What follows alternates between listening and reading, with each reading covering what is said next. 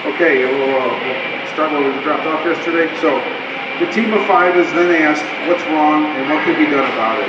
The answer is always the same. The 4th player is the bottleneck, so we need to add another worker to the assembly step and build a storage area between steps 2 and 3.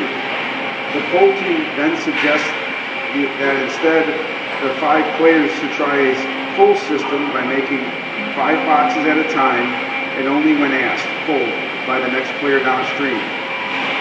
To the player's amazement, the whole activity process proceeds smoothly, with only a tiny buildup of boxes between steps 2 and 3.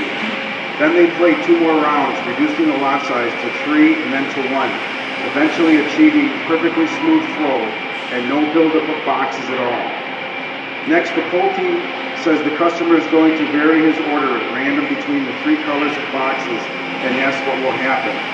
The supplier executives recognize this situation as the key headache in their lives and predict chaos. But of course, with no boxes piled up in inventory, it's a simple matter to switch from one color to the next.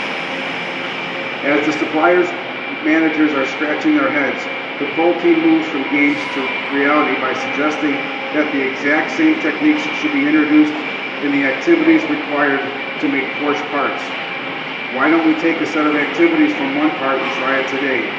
The pole team then stay for a week or 2 to remove all the waste the team could find and to standardize the process and develop follow-up steps so the new level of performance could be sustained. The understanding with the supplier's management from the onset was that the cost savings would be precisely calculated and divided 3 ways. 1/3 to the supplier, 1/3 to Porsche, and 1/3 is a pass-through to the Porsche customer.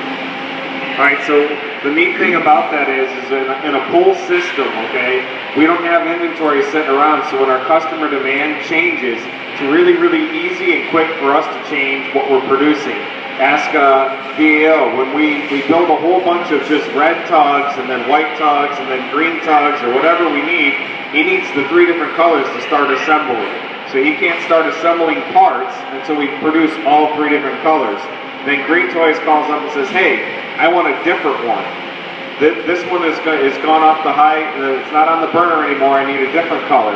How quickly we can respond to that is the fact that if we don't have a lot of inventory built up, we're not putting it in, it's a pull system, and Lewis says, hey, I need blue instead of green, we can switch over to green right away and he can start assembling. So you save a lot of money. So in this case, by working with their supplier, they save their supplier money as well, plus themselves, and then they pass some on to the customer as well to lower their price of their part. Okay?